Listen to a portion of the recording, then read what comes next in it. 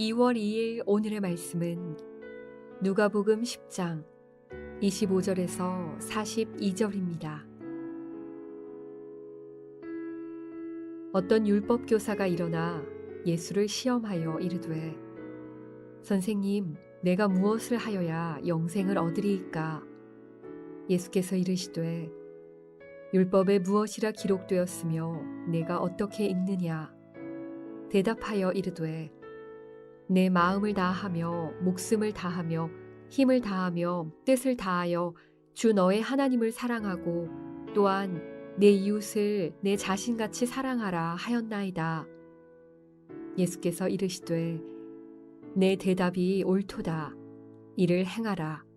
그러면 살리라 하시니 그 사람이 자기를 옳게 보이려고 예수께 여짜오되 그러면 내 이웃이 누구니이까? 예수께서 대답하여 이르시되 어떤 사람이 예루살렘에서 여리고로 내려가다가 강도를 만나매 강도들이 그 옷을 벗기고 때려 거의 죽은 것을 버리고 갔더라. 마침 한 제사장이 그 길로 내려가다가 그를 보고 피하여 지나가고 또 이와 같이 한 레위인도 그곳에 이르러 그를 보고 피하여 지나가되 어떤 사마리아 사람은 여행하는 중 거기 이르러 그를 보고 불쌍히 여겨 가까이 가서 기름과 포도주를 그 상처에 붓고 싸매고 자기 짐승에 태워 주막으로 데리고 가서 돌보아 주니라. 그 이튿날 그가 주막 주인에게 데나리온 2를 내어주며 이르되 이 사람을 돌보아 주라.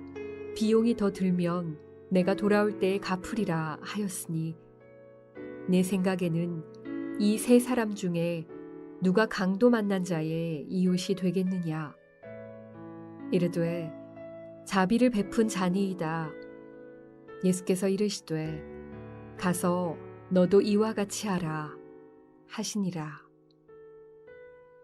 그들이 길 갈 때에 예수께서 한 마을에 들어가심에 마르다라 이름하는 한 여자가 자기 집으로 영접하더라. 그에게 마리아라 하는 동생이 있어 주의 발치에 앉아 그의 말씀을 듣더니 마르다는 준비하는 일이 많아 마음이 분주한지라. 예수께 나아가 이르되 주여, 내 동생이 나 혼자 일하게 두는 것을 생각하지 아니하시나이까? 그를 명하사 나를 도와주라 하소서. 주께서 대답하여 이르시되 마르다야, 마르다야, 내가 많은 일로 염려하고 근심하나 몇 가지만 하든지 혹은 한 가지만이라도 족하니라.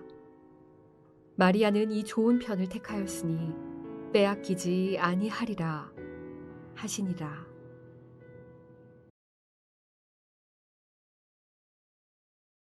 샬롬, 반갑습니다. 오늘은 영생을 얻으려면 이란 제목으로 함께 하나님의 말씀 나누겠습니다. 한 율법 교사가 예수님께 시험하려고 찾아옵니다. 그리고 어떻게 하면 영생을 얻을 수 있습니까? 천국에 갑니까? 하고 질문을 합니다. 예수님은 그 의도를 잘 아시고 솔직하게 날 믿으면 천국에 간다 말씀하지 않으십니다. 오히려 친절하게 대답하지 않으시고 그들이 믿는 이 율법의 허점을 보여주십니다. 자, 질문 자체가 틀렸죠. 무엇을 해야 영생을 얻는 게 아니죠. 무슨 일을 해서 영생을 얻는 게 아니라 우리가 무엇을 해야 됩니까? 예수를 믿어야 영생을 얻는 것입니다. 자, 먼저 26절 말씀 한번 보도록 하겠습니다. 예수께서 이르시되 율법에 무엇이라 기록되었으며 내가 어떻게 읽느냐? 예수님이 되물으십니다. 율법에는 무엇이라고 기록되었지? 하고 물으십니다. 그러니까 다시 대답합니다. 대답하여 이르되 내 마음을 다하여 목숨을 다하여 힘을 다하여 뜻을 다하여 주 너의 하나님을 사랑하고 또한 내 이웃을 내 자신같이 사랑하라 하였나이다. 마음을 다하고 목숨을 다하고 힘을 다하고 뜻을 다해서 최고의 열정으로 하나님을 사랑하라. 신명기 5장의 말씀이죠. 자, 하나님을 위한 사랑과 이웃을 위한 사랑, 이 말씀들은 율법으로 압축이 되어 있는데요. 무려 613가지를 이 유대인들은 지켜야만 했습니다.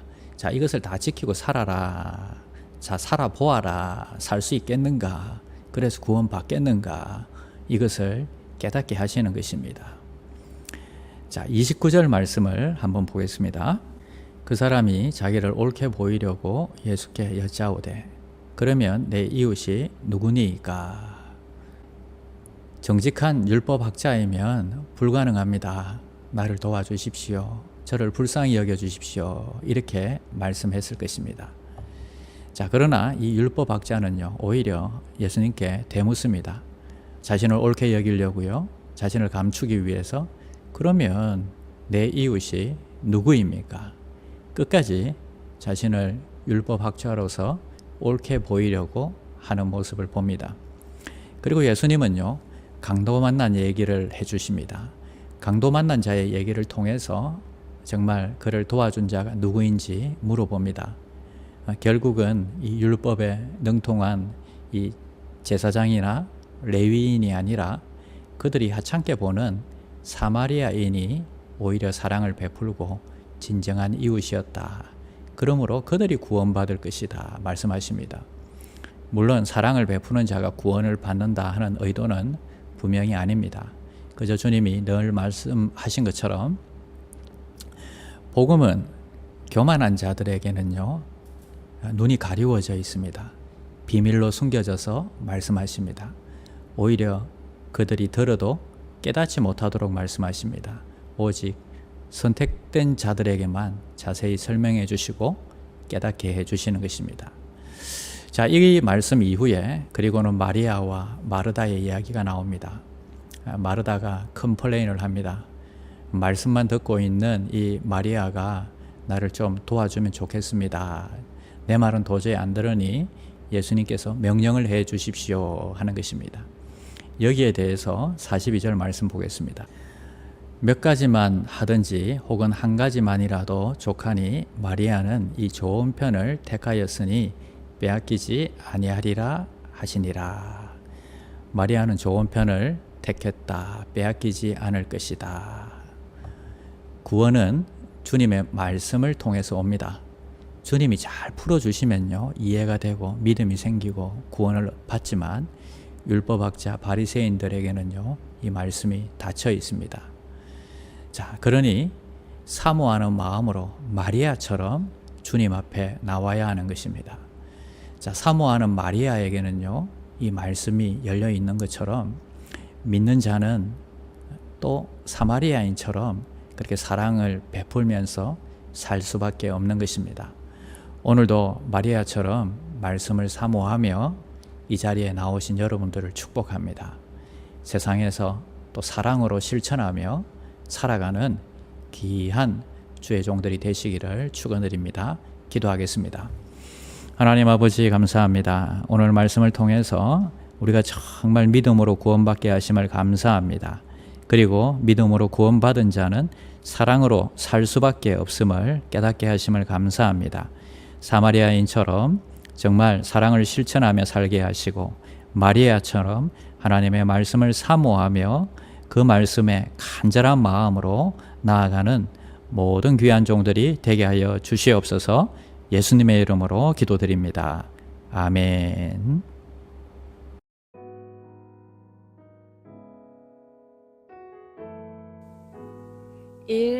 오심 기도. 하루 5번 마음을 다해 드리는 기도. 나는 죽었습니다. 제가 주인이 아니고 예수님이 저의 주인이십니다. 예수님은 십자가에서 죽으시고 부활하셨습니다. 부활하신 예수님을 가슴으로 만나서 따라가며 간증합니다. 사랑하는 가족과 함께 영광스런 승리를 노래합니다. 나는 죽었습니다.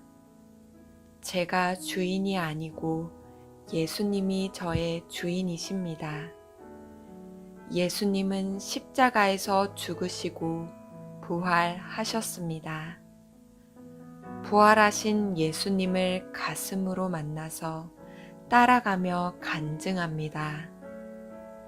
사랑하는 가족과 함께 영광스런 승리를 노래합니다. 나는 죽었습니다. 제가 주인이 아니고 예수님이 저의 주인이십니다. 예수님은 십자가에서 죽으시고 부활하셨습니다. 부활하신 예수님을 가슴으로 만나서 따라가며 간증합니다. 사랑하는 가족과 함께 영광스런 승리를 노래합니다. 나는 죽었습니다. 제가 주인이 아니고 예수님이 저의 주인이십니다. 예수님은 십자가에서 죽으시고 부활하셨습니다. 부활하신 예수님을 가슴으로 만나서 따라가며 간증합니다. 사랑하는 가족과 함께 영광스런 승리를 노래합니다. 나는 죽었습니다. 제가 주인이 아니고 예수님이 저의 주인이십니다. 예수님은 십자가에서 죽으시고 부활하셨습니다. 부활하신 예수님을 가슴으로 만나서 따라가며 간증합니다. 사랑하는 가족과 함께 영광스런 승리를 노래합니다.